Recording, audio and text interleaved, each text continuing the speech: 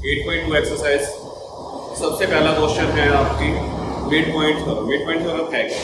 Mid point theorem ये कहती है कि एक ट्रायंगल की दो साइड्स के मिड पॉइंट्स को अगर ज्वाइन कर दिया जाए, ये दो साइड है, इन दोनों के मिड पॉइंट्स को अगर ज्वाइन कर दिया जाए, line segment joining the midpoints of two sides is parallel to third side. इन दोनों के मिड पॉइंट को ज्वाइन किया, थर्ड साइड के पैरेलल है, ये प्रूफ करना है। मिड पॉइंट थ्योरम सिर्फ ये कहता है, बट इसके साथ साथ मिड पॉइंट थ्योरम एक पॉइंट और भी कहती है कि ये लाइन इसके पैरेलल होने के साथ साथ ये लाइन इसकी हाफ है। तो हमें प्रूफ क्या करना है? E F parallel BC, D ले लेते हैं यहां पर, डी ई पैरेलल बीसी, और हमें प्रूफ करना है D E half of BC.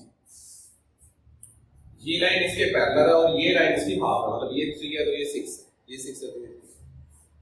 ध्यान से करना है, छोटी सी कंस्ट्रक्शन करनी है इसमें। कंस्ट्रक्शन क्या कहती है? हमें एक पैरेलल लाइन लेनी है AB, ये एक parallel line draw CF parallel to BE। अब F पॉइंट कहां आएगा? And extend the DE line to F point। इसको F point तक इंक्रीज करो, ये एक दूसरे को इंटरसेक्ट कर जाएगी, दैट इज ये लाइन इसके पैरेलल है, इसके अलावा हमने और कुछ नहीं किया, इसको एक्सटेंड कर दिया, ये आगे हमने बढ़ा दिया। बड़े ध्यान से समझना, इजी क्वेश्चन है और बहुत पूरे चैप्टर का सबसे इंपॉर्टेंट क्वेश्चन ये है। 8.2 एक्सरसाइज पूरी की पूरी इसके ऊपर बेस्ड है। हर क्वेश्चन में ये प्रॉपर्टी यूज होगी। देखो एक ध्यान से, सबसे पहले ये दो ट्रायंगल ले, और कौन सी? इन triangle ADE and triangle CEF। क्या क्या इक्वल है? अगर आपको इन दोनों ट्रायंगल को कॉन्ग्रुएंट करना है तो क्या क्या इक्वल है? ध्यान से देखिए, एंगल 1 2 के इक्वल है या नहीं है? Alternate angle. AE और EC इक्वल है या नहीं है? Yes, E is the mid point, हमें गिवन है, E हमें मिड पॉइंट गिवन है, तो ये AE और EC को दो इक्वल पार्ट में डिवाइड करेगा। मिड पॉइंट का मतलब क्या होता है? जो एक लाइन को दो पार्ट्स में डिवाइड करे, तो ये दोनों इक्वल। एंगल 3 4 के इक्वल है नहीं है, वर्टिकल अपोजिट, तो ट्रायंगल कॉन्ग्रुएंट होते हैं। लिख देते हैं एक बार, 1 इक्वल है 2 अल्टरनेट angles AE है EC के equal, because E is the midpoint, of AC, और 3 is equal to 4, that is vertical opposite, तो triangles क्या हो जाएंगी? congruent, ADE congruent to CEF by angle side angle congruence rule। अब triangle congruent हो गया, ट्रायंगल कॉन्ग्रुएंट होने के बाद क्या होगा? DE और EF भी इक्वल हो जाएंगे, और AD किसके इक्वल हो जाएगा? CF by CBC। देखो अभी तक हमने क्या किया, इस क्वेश्चन को बड़े प्यार से समझना है, जल्दबाजी नहीं करनी है, कोई वीडियो को आगे फॉरवर्ड करने की जरूरत नहीं है, आराम से समझना है। हमने ये दो ट्रायंगल, 1 किसके इक्वल है? 2 के, AE EC के इक्वल है, C किसके इक्वल है? 4 के इक्वल है। ट्रायंगल्स क्या हो गई? कॉन्ग्रुएंट होगी। ट्रायंगल कॉन्ग्रुएंट होने के बाद AD किसके इक्वल आ जाएगा? CF के, और DE किसके इक्वल आ जाएगा? TF। क्लियर है यहां तक? बिल्कुल क्लियर है, आगे करें। यस,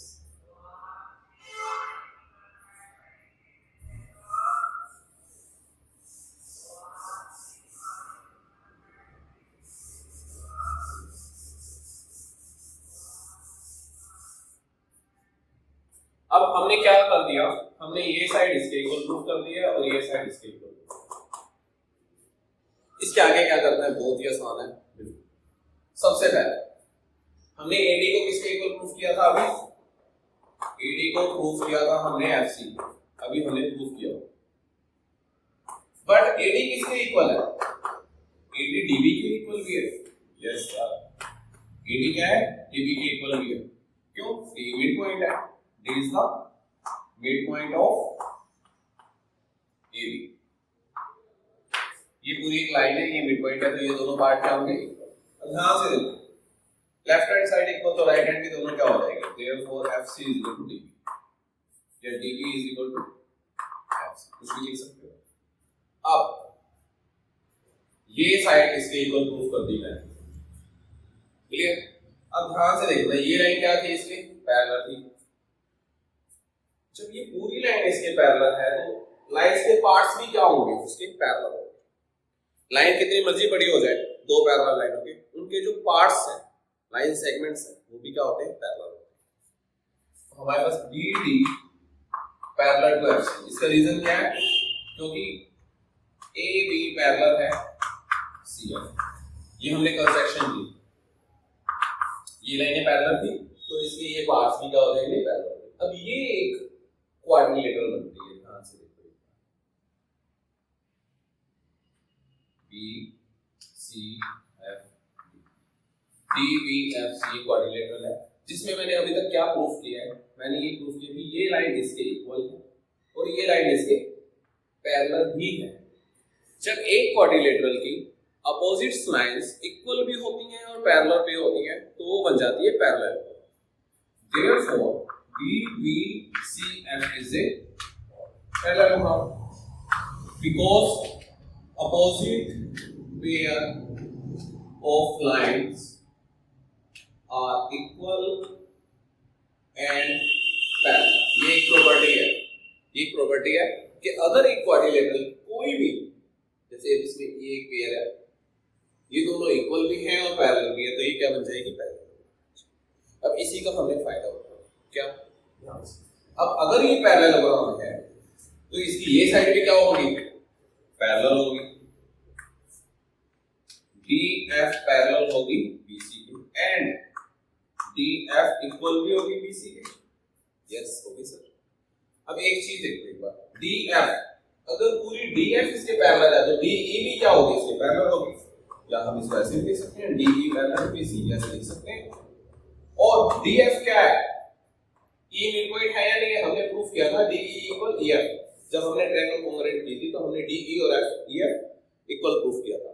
किया था या नहीं किया था? किया था। तो इसका मतलब ये मिड पॉइंट है, हम इसके फैक्टर करते हैं DE प्लस EF। अब ये दोनों इक्वल है तो हम EF की जगह DE लिख सकते हैं। ये क्या हो जाएगा? डबल ऑफ DE, ये इधर जाके क्या हो जाएगा? हाफ। देखो हमने ये प्रूव कर दिया, DE is the half of BC और DE पैरेलल BC। क्लियर?